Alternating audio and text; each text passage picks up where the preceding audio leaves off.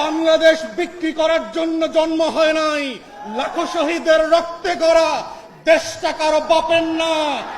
কোন বংশের কাছে, কোন ব্যক্তির কাছে আমরা বাংলাদেশ বন্ধক দেই নাই এবং দেব না।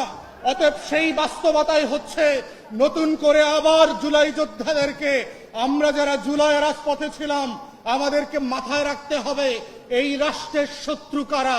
প্রতিদিন এই রাষ্ট্রের ক্ষতি করবার জন্য দেশে এবং বিদেশে বসে কারা ষড়যন্ত্র করছে, হাজার হাজার কোটি টাকা অপচয় করে লুটপাট করে আজকে বাংলাদেশকে অস্থির করবার জন্য উঠে পড়ে লেগেছে। ওরা কারা? প্রতিদিন ফেসবুকে এবং ইউটিউবে বলবার চেষ্টা করছে আগেই তো ভালো ছিলাম, 40 বছরে এত মব দেখি নাই। এই সুশীলরা কারা? গত 16 বছর যারা কলম ধরে নাই। ওই গণমাধ্যমগুলো কারা? গত 16 বছরে কোনো অন্যায়ের বিরুদ্ধে যারা কলম তোলে নাই, প্রতিবাদ করে নাই, বরং গণভবনে গিয়ে, বঙ্গভবনে গিয়ে তেল দিয়েছে শুধু এই রাষ্ট্রের ক্ষতি করে। তাদের কলমে সেদিন কালি ছিল না, আজকে কলমে এত কালি কোথায় আসছে? এগুলো আপনার কলমের কালি না, এগুলো আবু সাইদদের রক্তে গড়া বাংলাদেশের রক্তাক্ত কালি।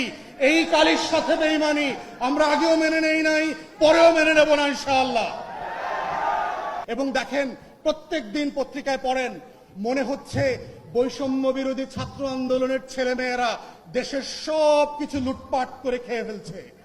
দেখলে মনে হইতেছে বাংলাদেশে আর কোনো ইবলিস ছিল না 24-এর আগে, সব ফেরেশতা ছিল, 24-এ সব ইবলিস হয়ে গেছে। ঠিক উল্টা গল্পটা শেখাচ্ছে। মাদকের ব্যবসায় কে দায়ী? সমন্বয়ক দায়ী। চাঁদাবাজি করতেছে কে? সমন্বয়ক করতেছে। তদবির করতেছে কে? সমন্বয়ক করতেছে। অতএব এই যে নতুন অভ্যুত্থানের নেতা কর্মীদেরকে শত্রু বানানোর রাজনীতি চলছে, অতএব এই জুলাই যোদ্ধাদেরকে বুঝতে হবে সেই শক্তিগুলো কারা, সেই গণমাধ্যমগুলো কারা, যারা দিল্লির বয়ান কায়েম করবার চেষ্টা করছে, বাংলাদেশকে যারা নতুন করে স্বাধীন করেছে সেই স্বাধীনতার নায়কদেরকে প্রত্যেক দিন প্রত্যেক রাতে বাংলাদেশের শত্রুতে পরিণত করছে, দেশের জনগণের মুখোমুখি দাঁড় করানোর চেষ্টা করছে। এই দিল্লির বয়ানটা বোঝা আজকে জুলাই যোদ্ধাদের জন্য অতীব জরুরি। কারা কারা আজকে বাংলাদেশে মৌলবাদীদের উত্থানের গল্প শোনাচ্ছে, জঙ্গি উত্থানের গল্প শোনাচ্ছে? এই গল্প তো আমরা 2001 থেকে দেখেছি, যেই গল্পগুলোর মধ্য দিয়ে আমার মাদ্রাসার ছাত্র আলেম ওলামায়ে কেরাম বিরোধী দলের রাজনীতিবিদদেরকে গুম করার, খুন করার, আয়না ঘরে নেওয়ার বৈধতা তৈরি হয়েছে। যেই গল্পের মধ্য দিয়ে জিয়া পরিবারের সদস্যদেরকে গুন্ডা বানানো হয়েছে, চোর বানানো হয়েছে, হাওয়া ভবনের নাটক তৈরি করা হয়েছে। যেই গল্পের মধ্য দিয়ে জাতীয়তাবাদী দেশপ্রেমিক শক্তিকে কিভাবে একের পর এক মিথ্যা মামলা দিয়ে বাংলাদেশের রাজনীতিতে নাই করে দেওয়া হয়েছে, এই গল্পটাও আপনাদেরকে বুঝতে হবে। আমরা কি সেই বাংলাদেশ চাই যেই দেশে 800 গুমঘর তৈরি হয়েছে, আয়না ঘর তৈরি হয়েছে? আমরা কি সেই বাংলাদেশ চাই পুলিশ, গোয়েন্দা সংস্থা, র্যাব রাতের 2টায় 3টায় গিয়ে আমাকে আপনাকে বাসা থেকে উঠায় এনে বুড়িগঙ্গায় লাশ হিসেবে ডুবায় দিবে, পাথর চাপা দেবে? আমরা কি সেই বাংলাদেশ চাই যেই বাংলাদেশে ভোট হবে না, গণতন্ত্র হবে না? আমরা কি সেই বাংলাদেশ চাই যেই বাংলাদেশে এক বংশ এবং এক পরিবারের শাসন কায়েম হবে? আমরা কি সেই বাংলাদেশ চাই মসজিদে নামাজ পড়া অবস্থায় ধরে এনে গুম ঘরে পাঠিয়ে দিয়েছে, হাজার হাজার লাশের কবর পাওয়া যায় নাই? আমরা কি রায়ের বাজারের বধ্যভূমির সেই বাংলাদেশ চাই? আমরা কি সেই বাংলাদেশটা চাই যেই বাংলাদেশে আজাদির গল্প বললে দিল্লি আপনাকে শত্রু আর জঙ্গি বানাবে? আমরা কি সেই বাংলাদেশটা চাই যেই বাংলাদেশে নারীকে নারীর মতো করে সম্মান না দিয়ে ভোগ্যপণ্যের মতো ট্রিট করা হবে? আমরা কি সেই বাংলাদেশটা চাই যেই বাংলাদেশ আমার আপনার জীবন থেকে 17টা বছর কেড়ে নিয়ে গেছে? আমরা কি সেই বাংলাদেশ চাই ঘুম থেকে উঠবার আগে আপনি জানবেন যে ভোট হয়ে গেছে? আমরা কি সেই বাংলাদেশ চাই যেই বাংলাদেশের আমলারা প্রত্যেক দিন এবং প্রত্যেক রাতে আমাদেরকে তাল গাছ দেখায়? আমরা কি সেই বাংলাদেশ চাই যেই বাংলাদেশের সশস্ত্র বাহিনী 17টা ঘোড়া নিয়ে দিল্লির কাছে বাংলাদেশ বিক্রি করে দিয়ে আসছে? আমরা কি সেই বাংলাদেশ চেয়েছিলাম যেই বাংলাদেশে আমি আপনি অপর হিসাবে বাস করব?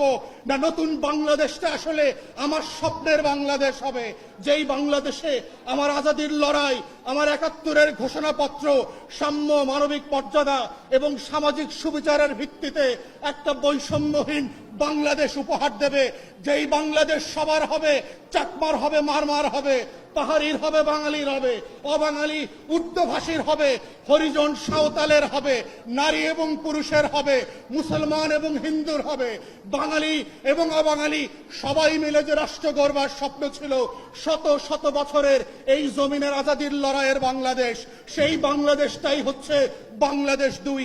সেই বাংলাদেশটাই হচ্ছে জুলাই আগস্টের গণ অভ্যুত্থানের বাংলাদেশ। ওই বাংলাদেশটাকে আমরা ফেরত চাই, যেই বাংলাদেশে সেবা এবং সমস্যা সমাধানের রাজনীতির মধ্য দিয়ে আমরা একটা নতুন বাংলাদেশ গড়ব। বারে বারে যেন আমাকে রাস্তায় এসে লড়াই করে রক্ত দিতে না হয়। আমরা যেন সেই বাংলাদেশটা চাই, এটাই যেন শেষ গণ অভ্যুত্থান হয়। যদি রাজনৈতিক দলগুলো এই বাস্তবতা না শুনে, এই বাস্তবতা মেনে না নিয়ে তার খাসলত পরিবর্তন না করে, তাহলে মনে রাখবেন জুলাই ঘোষণাপত্র আর জুলাই সনদের মধ্য দিয়ে আগামী দিনের নতুন গণ অভ্যুত্থানের ইশতেহার দেওয়া হবে নতুন বাংলাদেশ গড়বার জন্য। এই বাংলাদেশ যদি ফিরে না আনেন, আবারও লাখে লাখে কোটিতে কোটিতে আবাবিলরা আবু সাইদ আর মুগ্ধের মতো রাস্তায় নেমে আসবে। আমরা চাই রক্ত দেবার এই রাজনীতি যেন শেষ হয়ে যায়, দেশ গঠনের রাজনীতি ফিরে আসে, সংস্কারের রাজনীতি আসে, যেই রাজনীতিতে দেয়ালে দেয়ালে যে আকাঙ্ক্ষার কথা, স্বপ্নের কথা আমার লেখা ছিল, তার প্রত্যেকটা স্বপ্ন যেন এই বাংলাদেশে আমরা সবাই মিলে বাস্তবায়ন করতে পারি। এটাই হচ্ছে জুলাই যোদ্ধাদের কাছ থেকে আমাদের প্রত্যাশা এবং আহ্বান।